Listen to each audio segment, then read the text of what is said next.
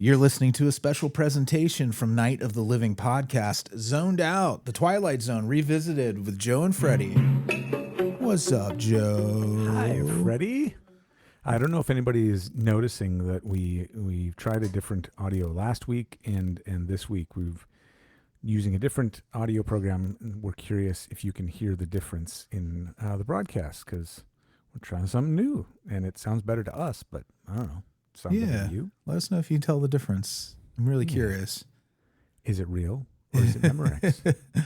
It's really real alive and it's here. It's ready to eat your brains. I can't believe it's not butter spray. Was that Fabio? Fabio. Yeah. The Hunt is this week's episode. The Hunt. Aired January 26th, 1962. And as always in the beginning, I'm going to give you a snapshot of what the world was like on that date before we get into the nitty-gritty. Snap away. All right, here we go. In Naples, Italy, legendary American mob boss Charlie Lucky Luciano died of a heart attack at Naples International Airport. He was at the airport to meet him with a movie producer about a film based on his life. Wow, what a bummer. Wow. He was just about to, he was like going to get all Hollywood or whatever. He was finally going to get famous. At least in Naples, he would have been a movie star. While the U.S. Had a full embargo on Cuba at this point, it was officially announced days later that Fidel Castro was like enemy number one, basically. We talked about that last week as well.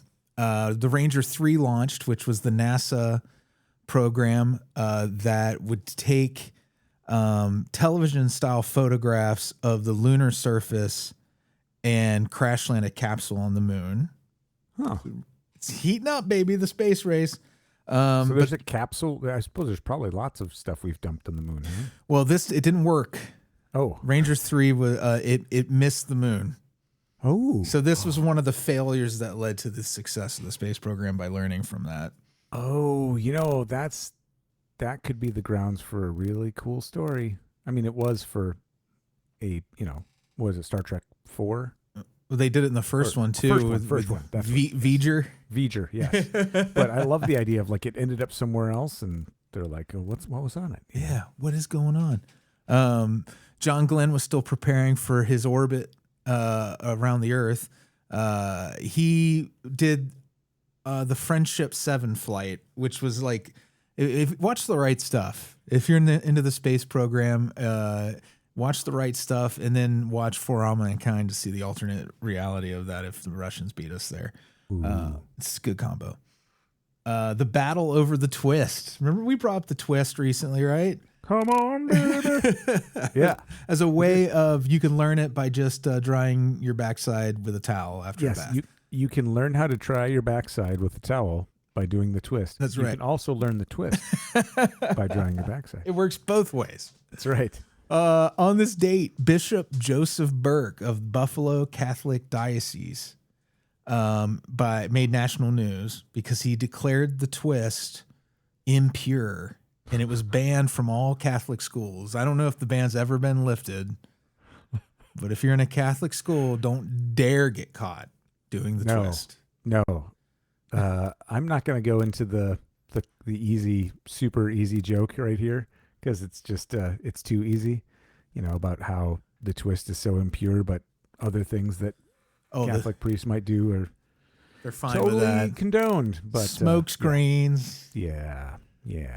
And then the last little bit I had to kind of frame up the world on Broadway, Tennessee Williams' new play, The Night of the Iguana, starring Betty Davis alongside Robert Boltz, A Man for All Seasons. So you've got... I'm sorry, everything about that sentence was old. Yes, his new play, Night of the Iguana. Tennessee Williams, what a young whippersnapper. So now do you feel like you got a feeling for what it was like on January 26, 1962? I hope you do. Betty Davis, we love you.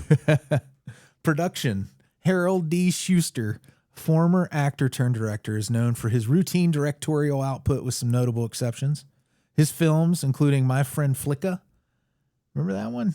I know the title, but I don't know anything about it. That was a horse movie, right? Yeah. Okay. I feel like all the girls like My Friend Flicka when I was in grade school. I knew lots of girls who liked horses, and I've never been a horse person, so. No, I mean, I like horses, but I haven't like obsessed over them, or Yeah. I'm not a, what do they call them? Bronies or My Little Pony guys? You're right. I feel so old and out of touch right now. Because that's even an old thing. Like, It is. right? It is. Okay. So, yeah, he also did Loophole and Dragoon Wells Massacre, which from the name of that movie, it's a must see already for me. I have no idea what it's about. But he's directed everything from dramas, thrillers, westerns, you name it. And this is, I think, the only time he directed for the Twilight Zone. I'm pretty sure. Huh. The first of 8 episodes written by University of Cincinnati graduate, Tri-State Connection. fellow alumni, Earl Hamner Jr., who also is going to come back for the episodes A Piano in the House, Jess Bell, Ring-a-Ding Girl, You Drive, and Black Leather Jackets, also Stopover in a Quiet Town, and The Bewitching Pool. Hold up. These are all episodes? These are all episodes of The Twilight Zone written by Earl Hamner Jr. I have never heard of any of those. Oh, they're later. Well, Jess Bell, like all of these are coming down the line. I don't even think there's any of them are in this season. Maybe. Dang. Maybe. Jess Bell might be Piano in the House. I'm not sure. I'm going to feel very different about this once we're done, but like it just surprised me. Freddy is, for those who don't know, Freddy has seen through the entire series at least, 3 times? This is the 3rd time I've watched the entire series. Okay. But I have only seen mostly just the famous episodes and some odds and ends here and there. So I'm looking forward to getting to the other series and just being like, whoa, it's wild. Yeah. Surprised. Yeah. When we get to season 4, it gets a little rough, but not terrible. But okay. But compared to the first 3 seasons, it's just not the same. Right. Not the same magic. Yeah. And growing up, I was the same for me. I saw whatever episodes were in syndication. And then when I got my hands on the whole set, I just devoured everything. Nice. He's immortal, by the way. I'm talking about Earl Hamner Jr., of course. Oh, really? Yep. And the reason he's immortal is he created the Waltons, which I had never watched an entire episode of until right before we recorded this. I'd seen bits and pieces growing up. It was, you couldn't avoid it if you grew up in the 80s because it's syndication. It was all over. But we even touched on the iconic Goodnight John Boy last night, or not last night, last episode with that. So yeah. Yeah, if you're unfamiliar, what Joe's talking about is the end of every episode eventually becomes kind of this formula where the family is all saying goodnight to one another. And it's just this house full of people. It's set during the Great Depression. I got to say that first episode is real good television. Yeah. It's wholesome. It's very simple story. The first one, they have a foundling. It's this little girl who's deaf is left on the Waltons farm because the mother thinks that she'll have a better life with them. Very simple story. But there are tons of episodes, and there are a couple of spooky episodes that I'm hoping we can get into when we do Halloween specials, even though they didn't air on Halloween. Ooh. They do like a Ouija board episode of the series, and then there is another one, I think a haunted house episode. But, interesting. I always love it when dramas go off into some weirder stuff. Right. See how they handle it. He also directed, didn't direct, but created Falcon Crest, Earl Hamner Jr. So he's had some hits. That was like a primetime soap opera, right? Kind of. Yeah. It's like Dynasty. Like Dynasty. Or Dallas. Rich people, slapping each other and fighting. Yeah. He was real housewives without the reality. Exactly. Fake housewives. I mean, not that that's really reality either, but yeah, good point. Pseudo reality. He, by the way, this story, the plot of it is based on a 1953 episode of the Kate Smith Hour called The Hound of Heaven, which he also wrote. Hamner wrote that too. Oh, okay. So it's adapted for this. Plagiarizing his own work. Yep. The score is by Robert Drasnin, which I think it's kind of an oddball episode in that respect. I know that I think he was part of the music department, but I don't think I can recall his name coming up as like the primary composer on anything else we've done. not to bore everybody with music shit. No. It's interesting to me. I hope it's Yeah. interesting to you. I like that too. Well, I mean, music, as we said last week, music informs so much of the Twilight Zone. Yeah. Freddie may have noticed that I'm just yawning a lot. I'm sleep deprived again, folks. I'm changing my routine. So I'm not yawning at his recounting of the music. The composer, though, it is enough to put some people to sleep, so I'm just warning you.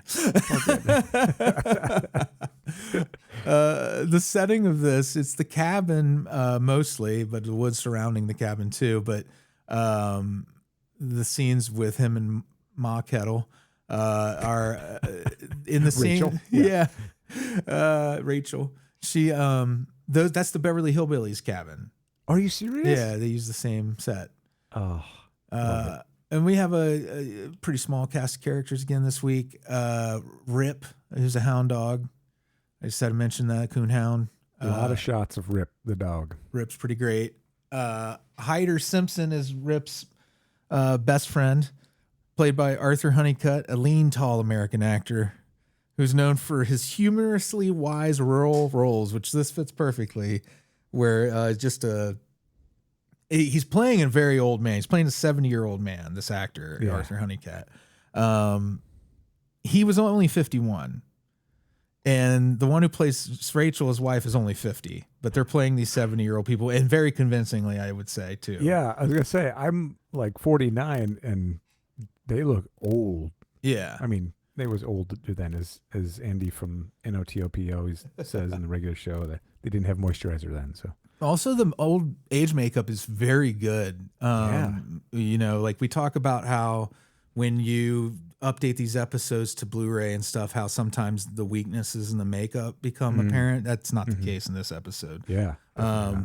So he, again, Arthur Honeycutt, our lead, he was made famous by The Big Sky in 1952. They got an Oscar nomination for his performance in that.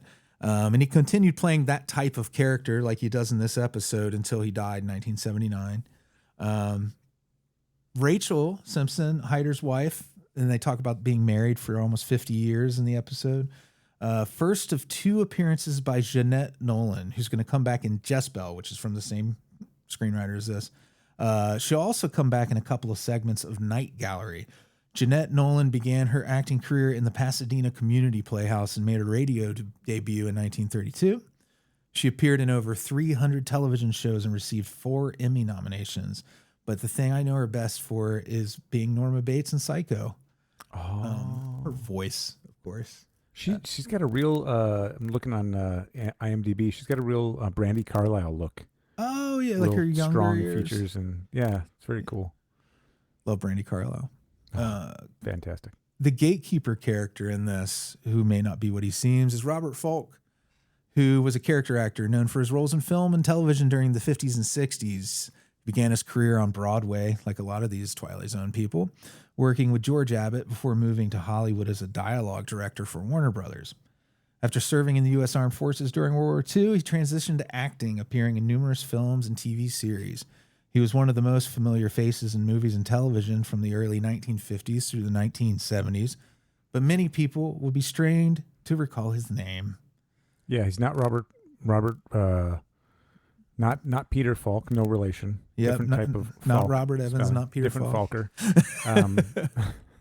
And who's the guy who did Unsolved Mysteries? Oh, Robert Stack. He's not Robert Stack. He's not Robert Stack. Yeah.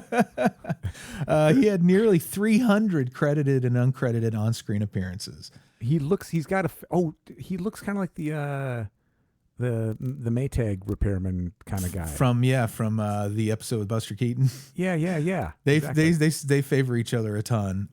He's got one of those faces. He's got a real kind face, which I think is important for the role in this episode because you have to be you're not sure about him. You know, it's a good thing. He's played everything from farmers to judges. More than a third of his roles were as police officers. So that means he's played over 100 police officer roles. Sure. 20 times as Sheriff Miller on I can't remember. In my notes missing the actual name of the series. That's all right, I'll find him. Sheriff Miller. Was that possibly Bonanza? Was Love American Style? No, he played a sheriff in that one. he played Sheriff Miller. It was a 1954 TV series. Robert Falk. All right, I'll find it. No big whoop. I'm gonna move on to Angel. Angel is Dexter DuPont. The Angel, I should say, not Angel. There's an angel character in this story. Dexter DuPont, who is known for Empire, the 1962 Empire, not the hip hop mogul series, and Outlaws, only acted for a brief time before leaving to obtain steadier work. Son, I understand. He sold Cadillacs for 20 years before becoming a real estate salesman. Tillman Miller, a gravedigger. By the way, did you find it, Joe? it looks like he was in 10 episodes of something called Fireside Theater. Oh, Is that the one you're thinking of? No, I don't know. All right. I say it's a I'll keep lost. looking. It could be a lost cause. All right, it's all good. It's probably something obscure anyway that nobody remembers. Put the minutia. So, all right, Gravedigger. Yeah, Tillman Miller, one of two Gravedigger characters. Orville Sherman was an actor, dancer, and director who served in World War II. He later became a minister and taught speech at the Church of Religious Science in Downey, California, before passing away from prostate cancer at age 68. The other Gravedigger, Wesley Miller, is Titus Mode, also known as Titus Moody, who was an underground cinema maverick active in the film industry for over 3 decades. He began his career in the late 1950s with bit parts in teenage-themed pictures and TV shows, later working on low-budget indie films and eventually sexploitation features. Oh. And some of them, I think, were like hard X's, too. Oof. Which you don't see a lot of that coming out of the Twilight Zone cast. Right. And then I got one more character here. It's the Reverend Wood. Charles C. Balding was a vaudevillian and radio actor from 1929. Acted in early silent films on the East Coast, regularly on screen after 1937. He was seen in innumerable small roles as clerks, bartenders, and shopkeepers. Most familiar for his recurring role as the legendary Barney on TV's Gunsmoke, a movie that my wife Amy series that my wife Amy started not too long ago.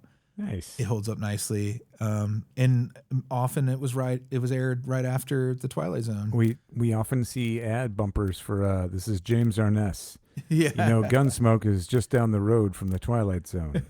He's a Dodge City. Thank yeah. you. He was the newsman on Dennis the Menace, the live action original Dennis the Menace series, Mr. Crinkle too. Mr. Crinkle.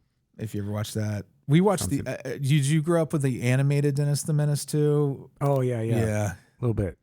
Pretty good. I just want to note back to our mystery actor who was under-identified. In 1956, he was in something called The Hardy Boys, The Mystery of Applegate Treasure. 15 episodes of that, nice. Which just brings me back to that thought of there is so much media out there that you're like, what? Which Hardy Boys series was it? What year was it? It was called The Hardy Boys. It was 1956. The 50s one, okay. Because they did a 70s one with the Hardy Boys too, where they there's a Hardy Boys Meet Dracula episode.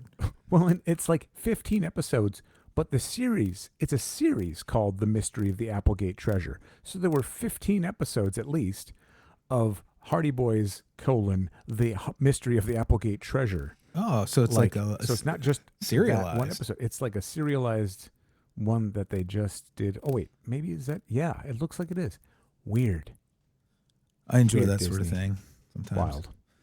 Wild. Hardy Boys were fun. Miscellaneous stuff here about... this will be the last thing before I turn it over to you, Joe, is... Rachel's superstitions, I just wanted to mention. She talks about seeing blood on the moon and a bird lit on the bed. I would hear these from my mom growing up. My mom was like Really? Appalachian. Yeah.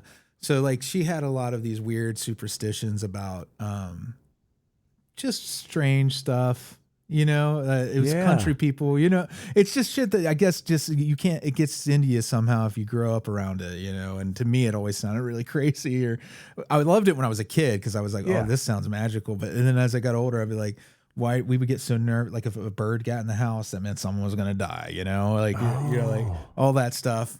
Yeah. So she was always doom and gloom when something like that would happen.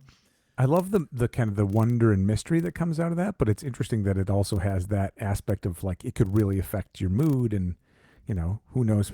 Mom's really depressed because a bird got in the house. Right. Yeah. And I think that with my mom, that was the case sometimes because her life was so difficult and she grew up in some, with nothing basically. And same with my dad. But like I think part of it is a coping mechanism because you do see so much death when you're really poor and everything. You brace yourself for it. Yeah. You start to like look for like, you're like, of course it happened because the bird got in the house, or whatever. Right. You look for meaning and purpose and connection. Yeah.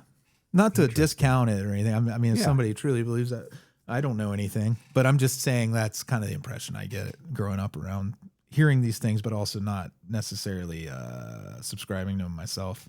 Yeah, when you still see modern tenets of that, of people talking about it goes in threes. When you hear a famous celebrity, it's like, well, there's famous people dying all the time, but and we always want to divide things up in manageable little chunks. The Blu-ray has commentaries from Mark Scott Zickery, who we've brought up many times, and Earl Hamner, including not only a commentary with both of them, also there's an interview with Earl Hamner, again by Mark Scott Zickery. So it's more of the same, but man, those Blu-rays are packed full of stuff. Thanks again, Kyle, for that. Very cool. All right, you ready to get into some story? I went a little long on the open. Sorry about that. No, that's good because the story. It's pretty straightforward actually. There's not a lot of like things to go in. I would encourage people if you want kind of that, as Freddie said, that kind of Appalachian, that kind of folksy, backwoods kind of feel. This has got it in spades. Like the language they use, the references, all that sort of stuff. It's just feels very genuine. I'm not sure how much it is, but it feels like it is. So we open on an old homestead with an old man and his dog chopping wood outside. The old man's chopping wood. The dog isn't. And the man's going to bring some of the wood in, and he's got his hands full, and there's an old woman cooking inside. And the man asks the woman, Rachel, to open the door because his hands are full of firewood, and she comes to the door, and then he asks, well, why don't you got black soot in there? He's like, why don't you leave the door open? You're going to choke to death in there. And she's like, well, I got to keep that dog out of the house somehow. And all of his fleas and ticks. And the man starts to protest, talking about how the dog saved his life and not to talk about the dog poorly because it'll hurt his feelings. And it's just very sweet. Yeah, very cute. The way they talk to each other is exactly how the grandparents on the Waltons spoke to each other in the episode that I just watched. Yeah. So the dialogue you call, old woman. Yeah. Old man. I remember my grandpa he and his wife, my grandma, would kind of have that conversation back and forth. They talk about themselves kind of in the third person almost. And then, like they didn't really know each other, but they know each other so intimately that, they're Isn't that wild? The generational differences. It's wild. I was telling, I'm sorry, one more thing. Yeah. This is crazy. I was telling Amy when I was watching the Waltons, I'm like, okay, what was it like when this aired? The perspective of when it took place in 1933, it aired in the 70s, would be like a show coming out now about what it was like to live in 1987. Whoa. Because we lived through it. That's like watching, that's like Stranger Things. Yeah. Like I talk to my kids about, I got together with my friends and played D&D like that, Yeah. That's wild. That's, all right, I can't think about it too much now because it's a podcast. Sorry about that. No, I had to say it to you because I was thinking about it a lot. This listener, the benefit of this is that this podcast is something you can pause and think about that and then come back when you're ready. All right. Are you back? Great. So they are talking like this. Oh, so she does let the dog in. She said, let the dog in, but she won't sweet talk him, which is, again, starts funny. And then the man starts sweet talking Rachel and asking when she was last kissed. And she's like, well, I think it was around the spring of 1924. And, they're just playing. And she plays along and he goes, well, man, I've been thinking about giving you a kiss for about the last month or two. And she's laughing and she's like, oh, don't you dare, old man, or something like that. And he's laughing and he gives her a kiss. And she tells him his name is Hyder to sit down and stop talking silly. And he's like, all right, old woman, I'm ready for my supper. And so they sit down and just clearly in love and just kind of talking real sweet to each other, but still have their, their their nitpicks and their holdouts. And we found out from their conversation they've been married for almost 50 years come October, which great time to have an anniversary. And Hyder feeds the dog Rip from the table, and when Rachel protests that she'll feed him after supper, he explains the dog won't be there because he and the dog are going raccoon hunting, except he calls it coon hunting, and there's something about that just rubs me the wrong way. Racist element. Yeah, I know. So, you're like, it's you get it. Yeah, it's hard to extricate that and be like, oh no, this is an innocent thing, because we're used to growing up hearing that as a racial slur and everything. That it's not the same thing. I've even had one of my kids. There's a city in the Twin Cities called Coon Rapids, and it's called Coon Rapids. It's not a racial origin. It's, in fact, I looked it up once because they were like, what would they say? They said Sea Rapids. And I was like, Sea Rapids, what are you talking about? And they're like, that city in this part of the Twin Cities. And I was like, Coon Rapids? And they're like, I wasn't going to say that. Let's have a conversation about that. Because I understand your discomfort, and it's warranted. And so let's examine that. So we looked at it, and the origin of it was not, to our knowledge and from our research, a racist origin, like a lot of or some of the different names in Minnesota are. And also Minnesota, to their credit, taken responsibility for a lot of that stuff. Like there was a lake, real famous lake, which I always mispronounce, Medebaska, I think, which was previously named after a military leader, and they just don't do that anymore. So it's cool. I like it. I like this revisiting. Oh, it's good to reevaluate the meanings of our words and kind of refine things in our language. It's something like that. You do have to take a moment and really address it. You can't just say it and move on, because you're like, I know how this sounds. Yeah. It sounds terrible. They also would eat the raccoon meat, which is something that sounds awful to me.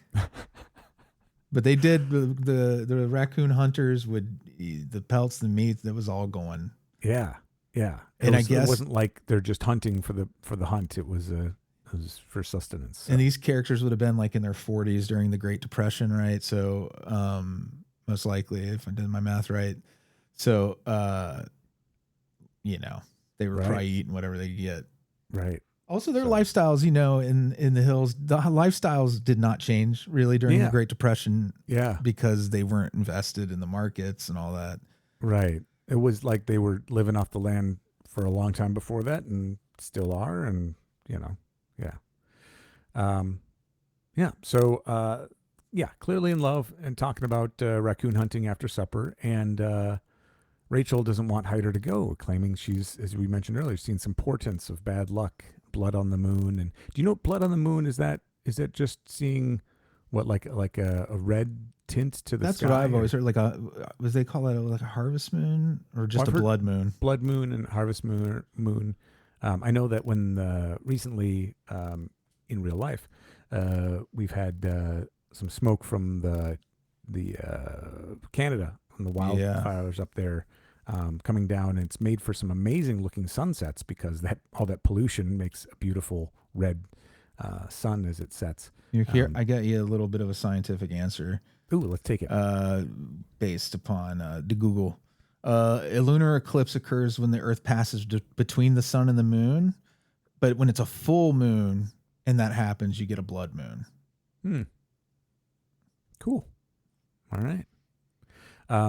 And then she also said a bird flew in the house and landed on Hyder's side of the bed, which she took as a sign, a bad sign. And Hyder isn't bothered by the signs, and says they don't make any never mind to him. And then he heads out, and she's kind of looking after him, but heads out anyway. And we hear Mr. Serling say, "An old man and a coonhound named Rip off for an evening's pleasure in quest of raccoon.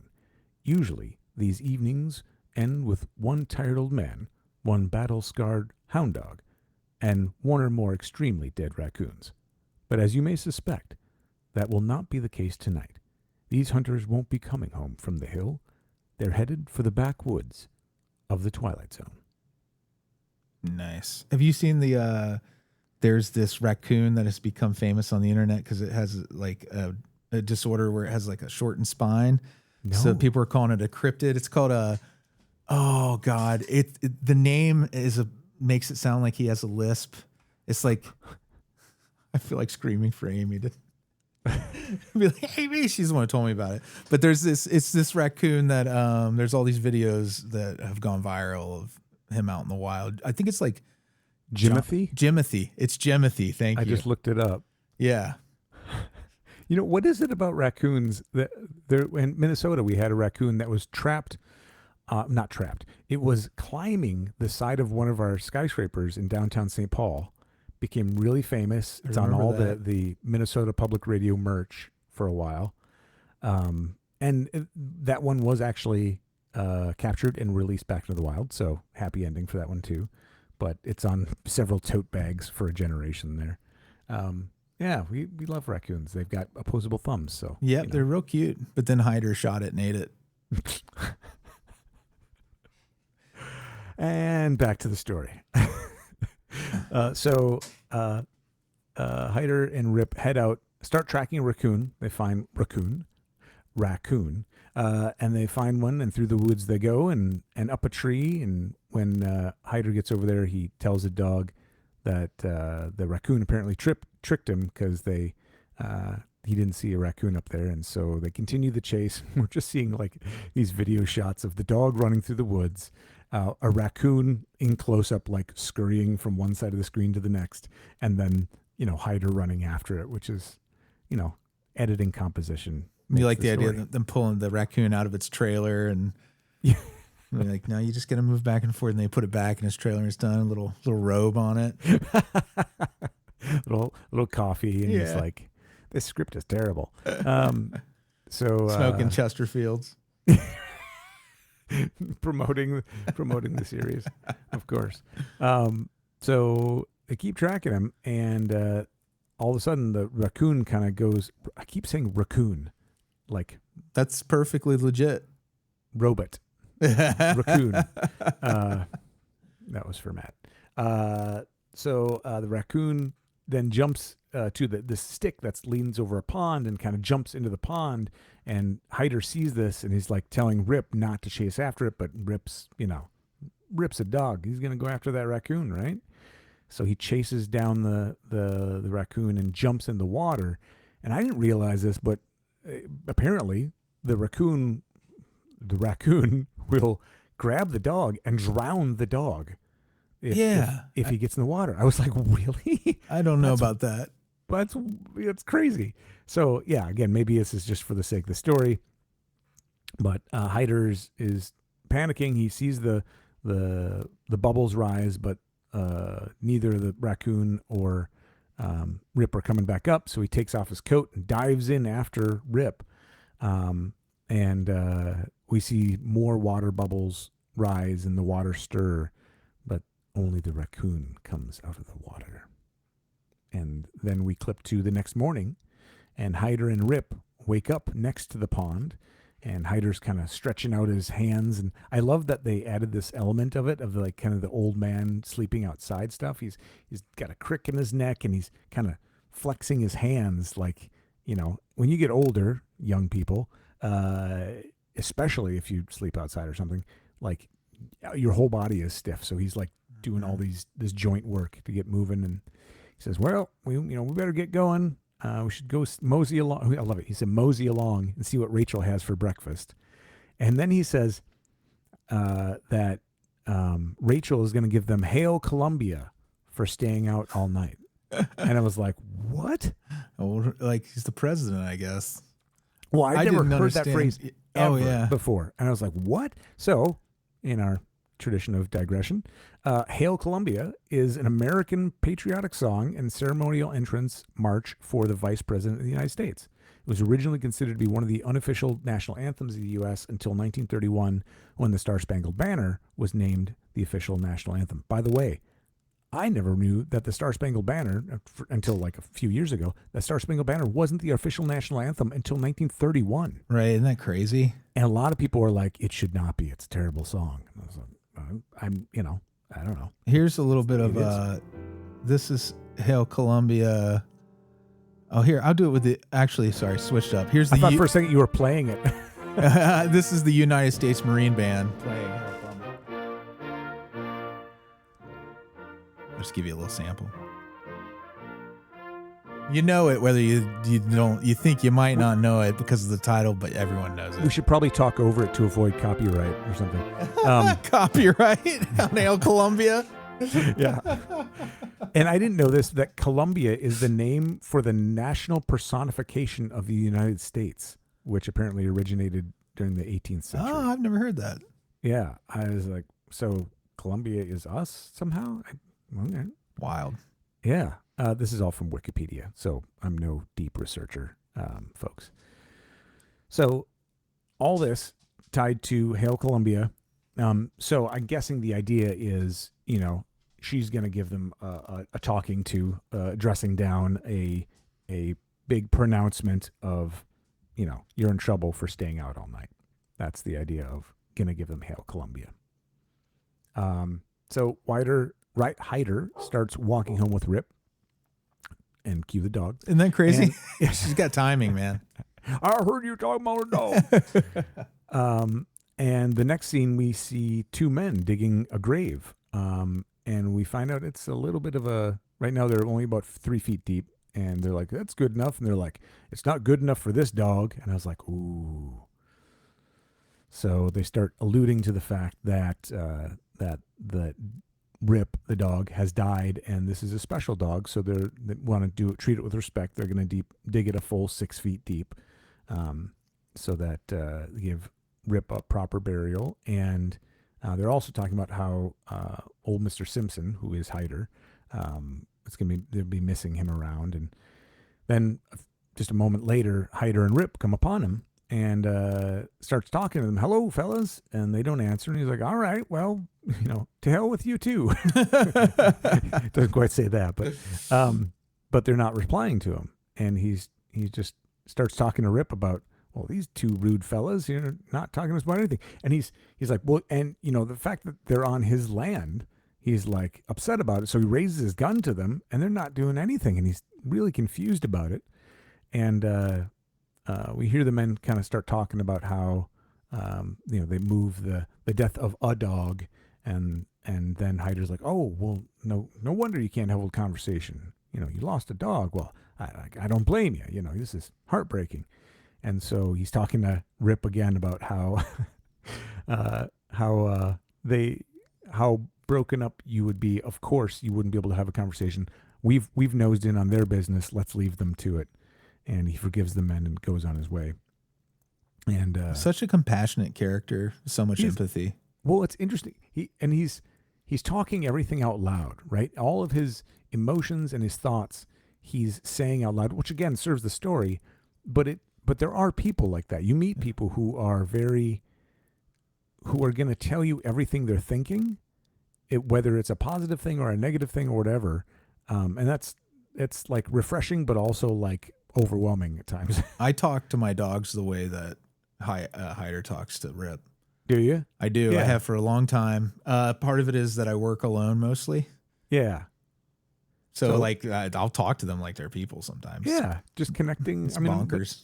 Well, and they get some of it. Yeah. Well, they can't talk back, but like they're, you know, you're still communicating. So. That's how I know my dog Millie is smarter than my dog Elsa. I can just I tell you that, not by a lot, but you know, and they're smart in different ways. But my old dog, they're both old now, but my old dog Millie, she has a personality like a child's. Oh yeah. Yeah. Oh, that's wild. Yeah. That's wild. I love it. So, in the midst of this, they're still, he forgives them, they leave. And then continuing to return home, he gets to the house and finds that Rachel is dressed up in black. And he's dressed up like the 4th of July. and she's mourning. She's clearly in like mourning in black. And she's got like a veil on and everything. And he thinks immediately that he's in trouble. He's like, if you think that you're leaving because I stayed out all night, you got another thing coming.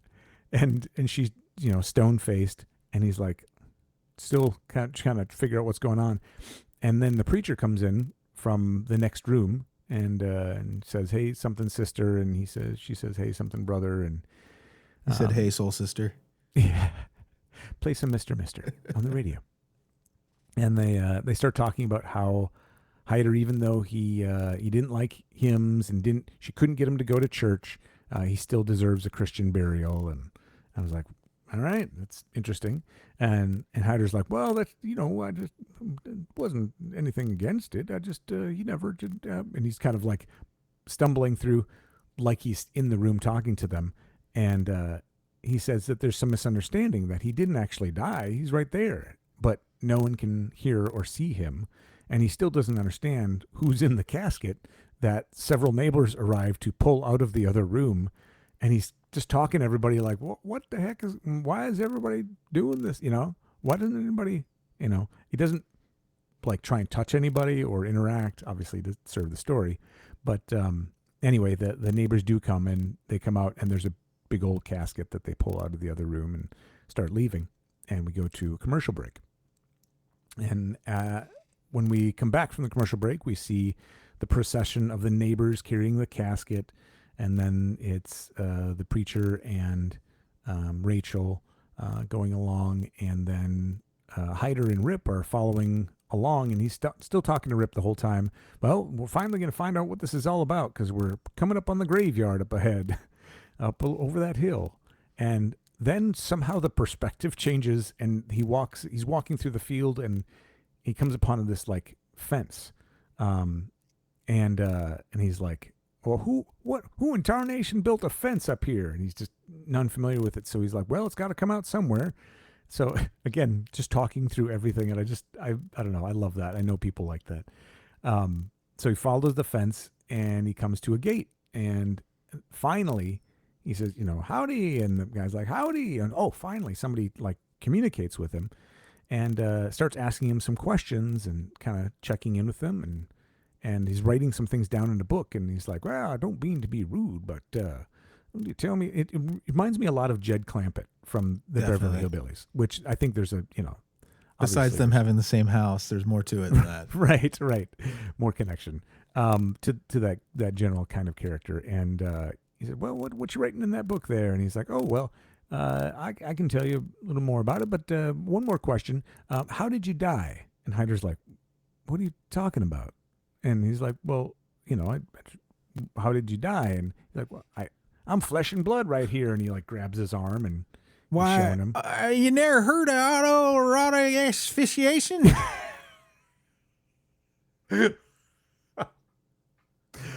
I would keep going with that, but I think that that speaks for itself. Yeah, we don't need to go deeper on that one. And so he asks him, so they start talking about, well, and oh boy, okay. Then he asks him, well, what happened last night? So I'm not going to keep going with the joke, but make your own connections. And so Hyder starts talking through what he had been doing the previous night, chasing a raccoon with his dog, and then talked about, every little bit of it. Like he narrates the whole scene that he was just in. And The story is just a cover for what really happened to him. right. The true story of Hyder Simpson. So then he gets to the point where he dove in after the raccoon, and he's like, oh, kind of like, maybe I died. And so the man explains that, you're here, you're at the place. This is the Elysian Fields, and you can enter. And Hyder asked the man, well, you must be St. Peter then. And the man says, yep. And as he kind of is approaching the gate, Rip, the dog, kind of growls and kind of snaps at Peter. He's real uncomfortable with it. And Hyder is then told by St. Peter that Rip cannot enter and will be taken to a special afterlife for dogs that's just up the way. And Hyder's like, what? No, I'm sorry, what? And Very suspect. Yes, he angrily declines the offer of entry, and the guy keeps offering, like, well, I'll tell you what, why don't you just take a look inside? Or why don't you, I tell you what, why don't I hang on to the dog, and then, you can just peek in, see what you think, and then if you don't like it, you come back. And he's like, nope. He's like, I'm not going to do that. And then the killing blow, or the final straw, St. Peter says, also, there's no raccoon. First, Hyder says, how do you, if there's no dogs, how do you go raccoon hunting in heaven? Because you've got to be able to raccoon hunt in heaven. And he's like, oh, we don't have raccoon hunts. And Hyder's like, no, forget it. Like he's totally out at that point. Yeah. And he like telling me there's no Red Dead Redemption 2 and I can't play for the rest of my existence. And so he says, well, I'll just go down this road. And he's like, well, that's the eternity road. He said, you'll walk that road forever. And he's like, that's fine. We'll make do. And he's like, my favorite part, he's like, any place that's too highfalutin for Rip is too fancy for me. I'm like, hell yeah. Way to go. Yeah, I'm on his side 100%. I love it. It was just funny and charming. So he goes on. I do worry about the number of dogs I'll encounter in the afterlife if they're all there, though. Who's feeding them? I guess Jesus.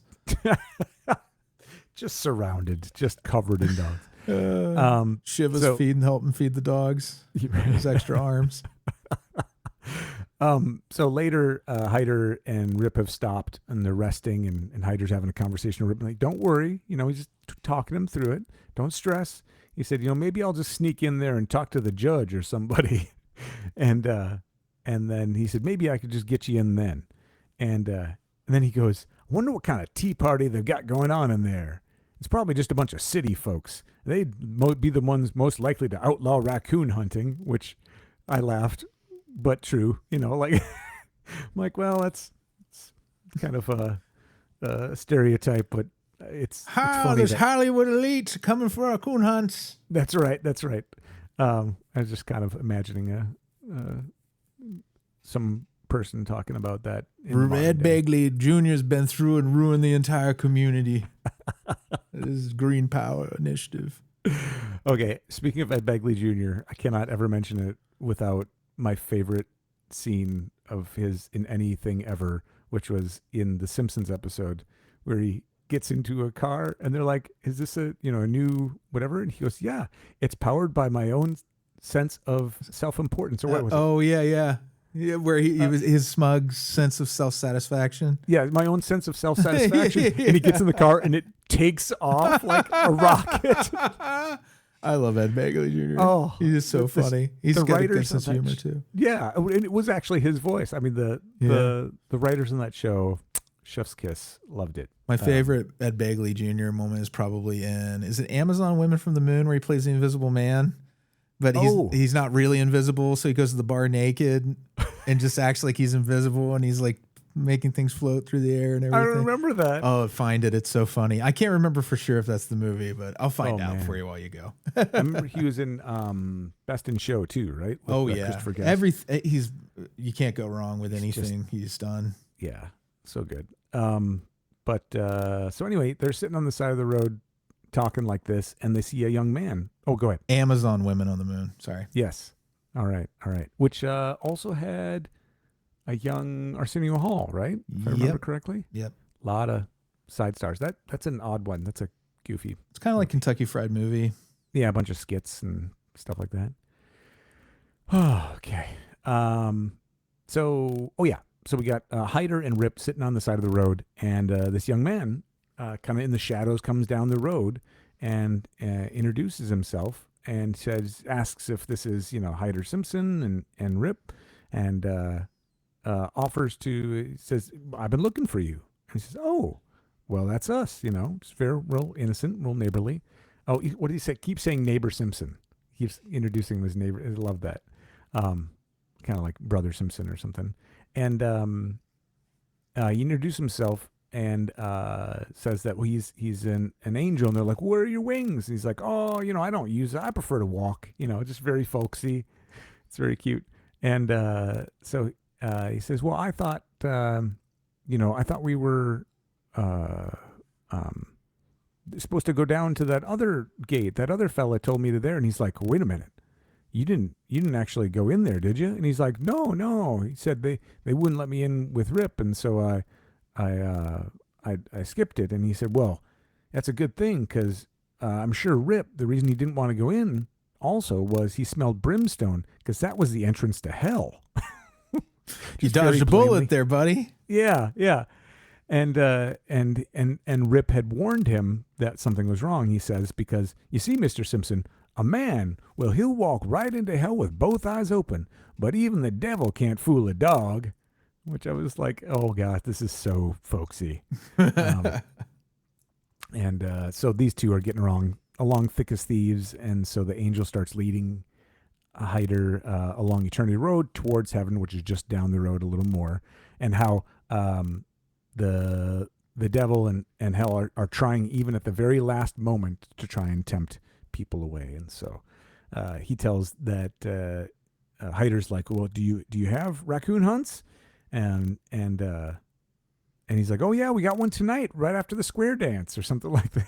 It's like, oh, so the folksy overload and scheduled for that night. And this is my favorite, like kind of like he's like, oh, and by the way, Hyder says, will Rachel have any issues with that gate? And she's like, or the guy, the angel's like, oh no, not her, and she'll be along right quick. And Hyder's like, oh, great. Yeah, she'll be dead soon. Yeah, right. It's like, she's okay. Yeah. Anyway. You're talking about the square dance, and that's something we were talking, earlier we were talking about the importance of understanding how they use the word coon in this episode. Yeah. I've always heard there was a racist thing behind the idea of a square dance. Oh, really? That it was to keep white children from listening to jazz music. Oh, my God. Is what I've heard. I don't know if any of this is all crap, could be wrong. But right. I just thought it was an interesting aside. If you know, write to crew@notlp.com and let us know, first off, is the audio for this episode better? And also, square dances and racism. Yeah. What's your take? Other than you could Google it. I'm sure there's some solid answers, but it's kind of fun to wonder. Right. Was it a school administrator who was scared of jazz? Was it a reverend? Was it a Footloose situation? Is everyone scared of jazz?